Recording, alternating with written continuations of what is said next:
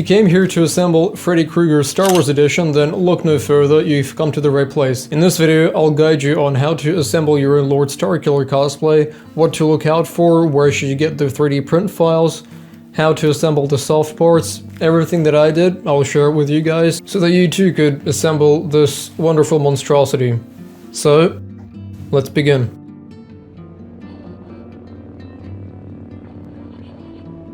First of all, let's talk about the armor parts, which is the most fun thing. Where to get the 3D print files. I've got them from Warlord Arsenal on Etsy. He sells by far one of the more cheaper sets, roughly $38 for pretty much everything. This includes the helmet, the shoulder pieces, the back pieces, the corset, the belt piece, and the claws. So everything that you need in terms of armor, you'll get it from him. I definitely do not recommend crafting this armor out of EVA foam. And the reason is that it's really hard to do, because there's a lot of curvature, something that's not really compatible with EVA foam unless you're really skilled.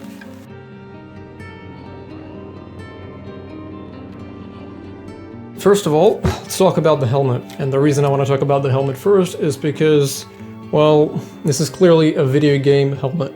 No matter which seller you buy it from, it's going to be very form-fitting, it's going to be really tight. What you want to do is, before you print it, is make some horizontal slices of your helmet. So this is pretty much a horizontal slice of this helmet, and it's made in order to get the measurements of your head to see how well it fits or not. Even with these things, it took me like 3 prints in order to get my shape correctly, because while this fits me, the actual helmet didn't, and I already demonstrated this in my other video.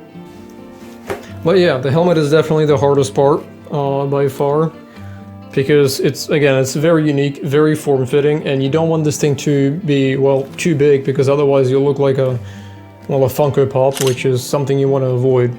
Other than that, it looks beautiful. It's by far my most favorite Star Wars helmet design. It was even featured a bit on the TV series Andor. It was just standing there in the museum. But yeah, a very elite design. Very posh.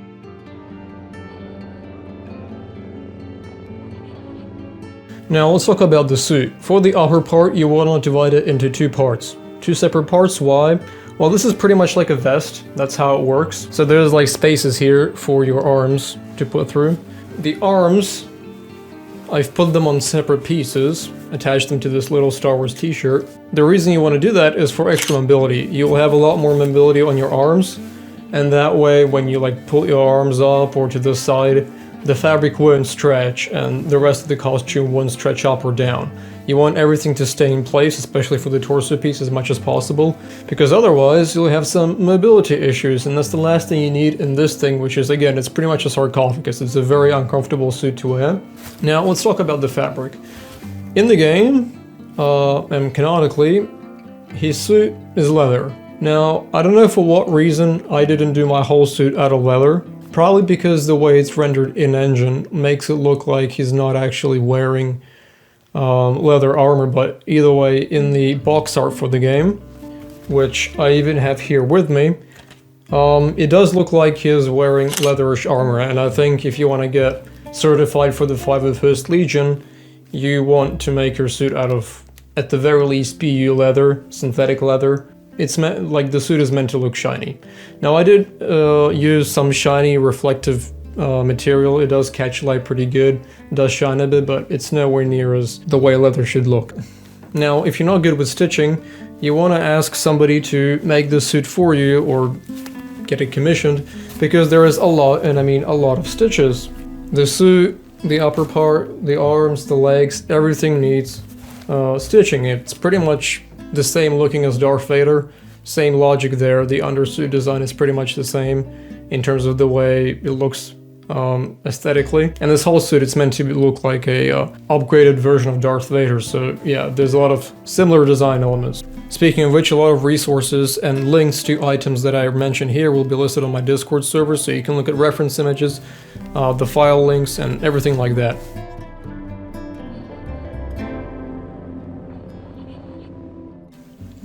Let's talk about the lightsabers. So Lord Starkiller has killed a lot of named characters. Shaak Ti, Darth Vader, he even killed Ben Kenobi, I believe. So yeah, the DLC from which this particular suit is from and the dark ending from which this particular version of Starkiller is based on was never really canon. It was always a what-if scenario. Now, hard mode, you may ask, what does this mean for us cosplayers? Well, what that means is that all these lightsabers hanging over here, yeah, you're gonna struggle finding them. As in, not these particular ones, but you're gonna have to find a lot of expensive replicas. Now, I didn't do that. What I did is I went on AliExpress and I've contacted a seller and I've asked them if they could provide me with some empty hilts. I just could have bought empty hilts of named characters and just attached them to my suit. The reason I didn't do that is because even the hilts themselves from named characters are expensive, no matter where you look, even on Chinese sites and AliExpress and so on. At the time, since I was a bit of a broke boy, I just decided to just buy cool looking hilts, but yeah, that's how I handled that situation. There is an alternative. If you can find 3D print files, which I may link on my Discord server as well, you can 3D print all the lightsabers of the named characters, and that way it's going to be cheaper than ordering empty hilts. Now, if you already have a lightsaber collection, then you most likely have a bunch of the hilts that Starkiller is wearing, and you can just hang them. I decided to buy empty hilts from AliExpress just because they're metallic, and they just add that extra layer of realism when they clash against each other as I'm walking, and gives off that metallic sound. So if you want the vibes, you can order empty hilts as I did, but it's not mandatory. A lot of people even just skip this step entirely, so I've seen that as well. But again, we want to be as accurate as possible, and at the time this is what I did, and you can do too. For the blade that I used, well, Anakin's lightsaber, and the reason I used it is because it's the only NeoPixel that I have, and I still have just this NeoPixel, unfortunately. It's the brightest you can get. Don't get the RGB lightsabers unless you're really on a budget. They're not as bright, but on photos and in real life, either will do, but for real life, I recommend always getting NeoPixels. They just look a lot better, always.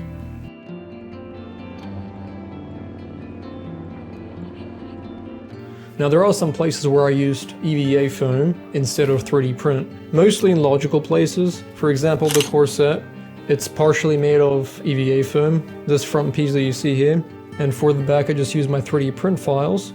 A lot of people skip out on doing the proper corset. They just used Fastex clips in order to achieve the look of the back portion. I recommend printing it and then using some sort of lace. For example, I use this Venetian blind cord, which is a very strong cord, and this cord pretty much ties this whole thing together. Now, you may want to think of a system in order to take this thing off easily, because the way I do it, because I'm thin, I can just pull it from my legs down up, but I'm more of an exception to the rule. I've also used EVA foam for this, well, I don't know what you call it, it's not a chest panel, but belly panel.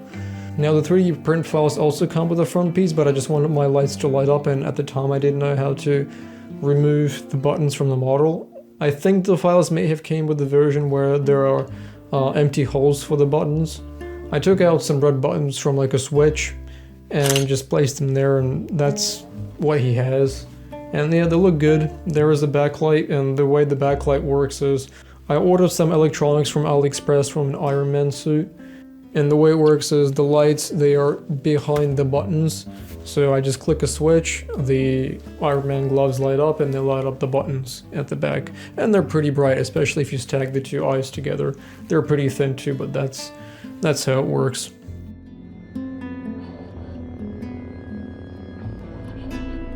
So yeah, the whole system comes off pretty nicely. Well, I say that when I do it on like this little stand here, but in real life it's a bit of a pain. So pretty much the buckle piece here on the front is held by friction. So if I apply some pressure and move the belt like this, it deattaches the buckle piece, and then that way I can take off the whole belt, dropping the lightsabers.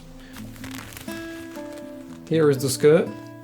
It's 3 separate layers. There is some Velcro to attach it together, and the way it hangs on the suit is there are little loops here. The way the skirt connects to the torso piece is fairly simple. Essentially, there's a hook system. The torso has little hooks that grab onto the little handles on the skirt, and it goes all the way around, holding the skirt in place without ruining the look.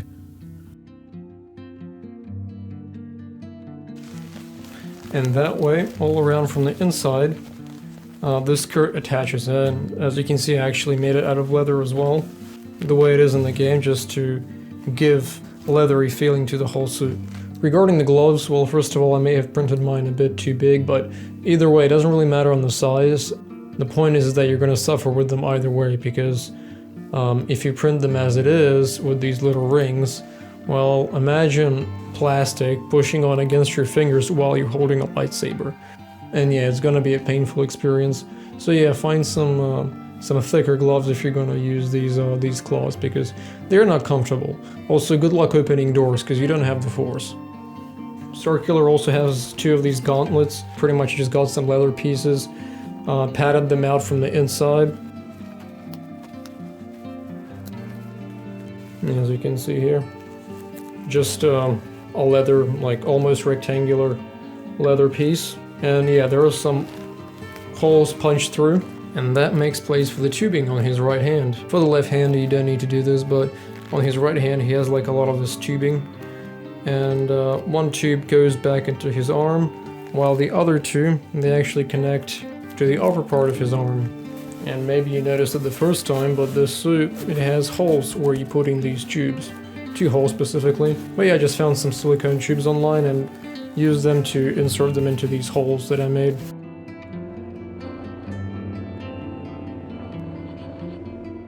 Now, regarding the process of painting, once you print it, you want to sand it first, preferably using a mechanical sander. Sanding this manually with your hands is going to be a pain. Get an electric sander if you can. Start with like 80 grit, and then gradually, as you sand it, finish at around 800 grit once you really start to polish it. Don't forget to cover it with filler primer. After you've applied filler primer, only then can you start painting. Just make sure there's no imperfections. If there are any holes that you see, cover them up with wood filler or putty. Now, how to paint it? Well, if you want like a shiny metallic look, you want to apply glossy black paint first. After you've applied that, wait for it to dry, preferably like at least a couple of hours, but I would wait a full day, and then start applying silver spray paint. That can give it a reflective mirror finish. It won't work as good as using rub and buff, but it's definitely one option you can try in order to achieve the silver look. It does give it a mirror look in some cases, but plus the Starkiller is pretty dirty, so I did use a lot of black acrylic paint and then just rubbed it into the suit using just napkins in order to give it more texture, more dirtiness, more weathering. But yeah, that's kind of how I did the look for the armor.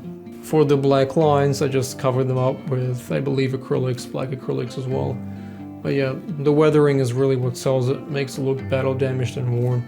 Then I just used some silver markers and just painted in some paint chips. For the boots, I used Anakin Skywalker's boots, and that's because, well, I just wanted to make more use out of them. And they look close enough. Besides, nobody will really see your legs, since you have a skirt on all the time, and it'll cover it up the majority of the time as well. But yeah, they did the trick just fine. They look sci-fi enough, so I just reused my Anakin's boots. You can make your own, but yeah, I just got these from AliExpress. They're not super expensive, but they did the trick just fine. But yeah, it's an interesting cosplay. It's definitely one of my favorite Star Wars designs. Looks very badass, especially from the back. When you do like the back shots, they look perfect when everything lights up and you're in the dark and you have that lightsaber and the lightsaber light reflects from your helmet. It's peak Star Wars. I love that.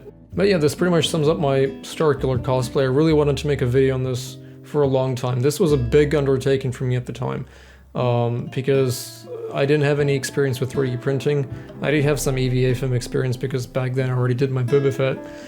But yeah, it's crazy. I made a lot of mistakes. For those who are in the know and seen my previous videos, I did scrub the helmet a few times. This is just one example. I do have another helmet that's a lot bigger, but overall I'm really happy with it. I wore it multiple times to many places, and while I do hate how uncomfortable it is, it is, well, it is actually fairly flexible because it's meant to be an upgrade of Darth Vader, so there's a lot more mobility there. But yeah, it's a very big upgrade from Darth Vader suit. Very cool. I guess the only thing I don't like about it is the claws, and they do look cool, but wearing them actually, it's not really comfortable. Unless you're a Force user and you can open all the doors unless you're a Force user and you can open all the doors with the Force, then, you know, you're not gonna have a good time. You're gonna have to have somebody open them for you, or just try to do it awkwardly yourself. Well, yeah, I hope this video was helpful. Again, check out my Discord server where I'll leave all the links to where I got these various pieces from, and there'll be some references and images from my suit, even some videos. But yeah, hope this helps. Share the video around. Be sure to like and subscribe. And yeah, until next time, everyone. Bye bye.